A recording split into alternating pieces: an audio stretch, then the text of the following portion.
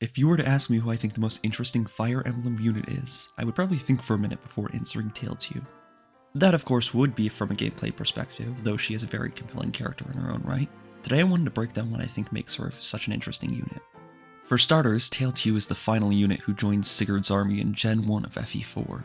She joins alongside Claude, a pre-promoted bishop who can resurrect characters. In contrast, Tailtiu is an unpromoted mage joining at the tail end of Chapter 3. Now, in a typical FE game, joining like that in Chapter 3 would be pretty normal, but considering the size and scale of genealogy chapters, she's got just about 1/3 of the generation left in 2 chapters. So she's an S then. So what, she's probably bad? Well, yeah, kinda, but being good and being interesting are 2 completely separate things. I think what sets her apart from most Ests is the situation that FE4 places a unit like her in. This game has a super overpowered version of the arena, in which you don't die, you can just try over and over without spending your turn. If you lose the arena, you're simply kicked out with 1 HP.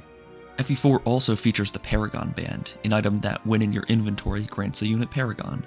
Now, arena grinding with the Paragon Band is pretty typical FE4 stuff, utilizing Dude to fund the units who don't have enough gold to buy it through the pawn shop, but I'm more interested in the unique arena effects here. Typically, training an Est is pretty difficult, something you really have to commit to, but Tailtiu is a little different. She comes with Wrath, which in FE4 guarantees all attacks are crits so long as the user's health is at half or less. Combining this with the arena system, it's actually not terribly difficult to catch her up to your other units if you're willing to give her the Paragon Band for a chapter. Once she's all trained, she's a pretty fun unit, though she still has the typical infantry and FE4 issues. She can contribute pretty well if you have Lakachis to keep her up with the rescue staff, though it's more likely that she's going to be using it on Sylvia. Still, all this that I've just talked about doesn't apply until after Tailtiu joins, but she is actually affecting the game long before that. Genealogy introduced the marriage and child unit systems into the series. I know, it's my favorite game in the series too. Anyway, this means that unless you're going in completely blind, you should probably be thinking about your pairings before you start Chapter 1. This is especially incentivized with how the support system works. It's similar to the GBA games where you gain points by ending your turn next to each other, though there's a little bit more complexity to it that I don't really have time to get into. Regardless, if you want Tailtiu to be paired with a certain character, it means you'll have to be thinking about your positioning in relationship to your other female soldiers for the entire game, chapters before she actually joins. Speaking of, let's talk about Tailtiu's options for pairings. For most units in Gen 1, there are a couple of husbands in consideration. Ideen is probably considering Jamka or Mordir if you want to have a good Lester, or Claude if you want to have a strong Lana. For units like Sylvia, pairings really don't even matter, and leaving her unpaired is even an option. For Tailtiu though, it's a little bit different. A sizable portion of the male soldiers actually make very strong choices for her. Before I go over them all, I do want to talk about her kids first. Tailtiu has 2 kids, like everyone else. Arthur, who joins halfway through Chapter 6, which is the first chapter of Gen 2, and Tine, who joins at the end of Chapter 7. Tine is pretty similar to her mother, starting as an unpromoted mage and promoting to the same class, while Arthur is a male mage who gains access to a mount upon promotion. Both kids will inherit Wrath from Tailtiu as well as her minor Holy Blood. Of course, they'll also inherit their father's skills and Holy Blood, if any. Of the 2, I think that Arthur is probably the strongest, getting a mount and joining earlier, though Tine is decent as well. That out of the way, let's talk about their fathers. Tailtiu's kids have a surprising amount of options to make them into powerful child soldiers, though that doesn't make the choice much easier. I'll go through each of the ones who I consider to be good picks, and explain why.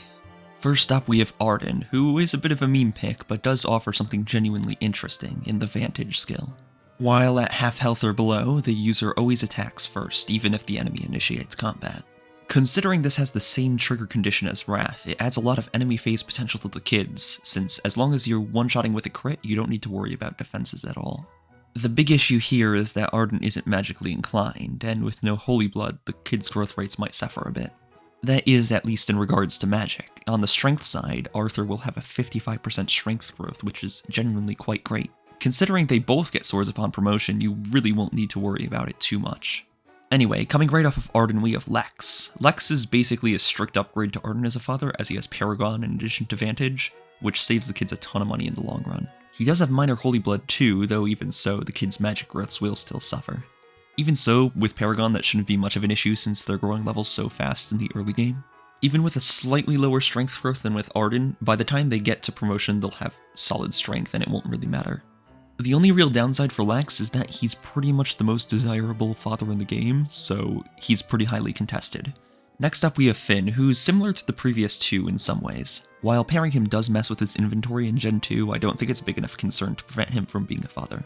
Besides, Fi makes much better use of his lances for the first half of Gen 2. Finn does possess the relatively unique Miracle skill. FE4 actually had the best version of the Miracle skill in the series. Rather than a gimmicky get-out-of-jail-free card for misplays, it's actually an incredibly powerful ability that can make you invincible with proper setup. Basically, for each point of HP you're missing after 11, you get plus 10 avoid, and the enemy cannot see this avoid. That is important since FE4's AI will completely ignore you if they can't hit you. Once you're down to 1 HP, you've become completely invincible, but there is a catch. At the beginning of each of your turns, the effect of Miracle wears off. This means that you're either going to have to retreat with your Miracle user or heal them up and try triggering the skill again. It's a super interesting trade-off. I really wish they'd bring this version of the skill back in more recent games, but I need to end this tangent. As I'm sure you can tell already, this skill synergizes very nicely with Wrath, offering similar utility to Vantage. It allows the kids to take full advantage of Wrath on enemy phase without having to worry about survivability in the slightest. While failing to one-shot is a concern with Wrath, there isn't such a concern with Miracle, since even if you miss or fail to one-shot, you won't be taking damage anyway. Again, though, as a physical favored father, the kid's magic growth will be a little bit low. It also means that Arthur won't get any inheritance, since his father wields lances and he wields tomes, but again, it's not a huge deal. You can pass down plenty of equipment through Finn that will help him out enough, like a magic ring or even other things to sell. That said, we finally approach my favorite pairing, Lewin and Tailtiu. Lewin doesn't really offer any useful skill synergies to his kids, but what he does offer is equally valuable. With this pairing, Arthur will inherit the legendary Forseti Tome, a weapon that, without exaggeration, is the most overpowered thing in the entire series. It is a 1-2 range tome with 30 might that grants 20 speed and 10 skill. I don't think I need to explain how overpowered that is. Typically, you do have two options for Forseti inheritance, in Arthur and Ced. While Corpora can inherit it, it's really not worth it on him. I do honestly believe it's the same for Ced too. He's so powerful already with his light tome that he really doesn't need the help in terms of combat. If you need further proof, try playing with substitutes. Hawk is insane. On top of that, he is footlocked too, which means that he won't be able to see as much combat as you might like him to. Arthur, on the other hand, grants you Forseti on a mount, which is exclusive to him. On top of that, he joins in Chapter 6 with the tome, meaning you can take advantage of it from the very beginning of Gen 2.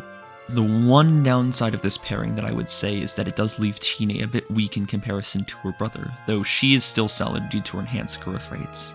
Finally, just to mention it so I don't get complaints in the comments section, I think Azael TL2 is pretty bad. Azael is the definition of a mid-unit and really doesn't offer much to his kids besides solid magic growths, tome inheritance, and pursuit. It's not bad, but you're just putting 2 more mini Azaels into the world, and do you really want to do that? Besides, Lewin gives a 40% magic growth already, so the difference between them is only 10%. The kids really don't need pursuit anyway. With Wrath, they'll be doing much more than double attacking, and they won't have to face counters. Then you have Lewin who offers them Adept, which is effectively pursuit in their case. That's all to say that I don't think Azael is bad, it's just that he doesn't offer anything unique. Anyway, as you can see, there are a lot of options for Tailtiu's partner.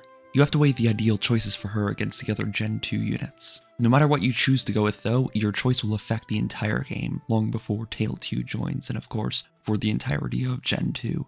Of course, this system isn't exclusive to FE4, nor is it exclusive to Tailtiu. That said, I do think she exemplifies the intricacies that go into the decision-making with it. Especially with the resource and time management the older games focus on, it's not as simple as maximizing stats or skills. That brings us to the end of this video. Let me know what you think of Tailtiu or what your personal favorite pairing is, unless it's Azael. And of course, make sure to subscribe to the channel for more FE content in the future, and thank you for watching.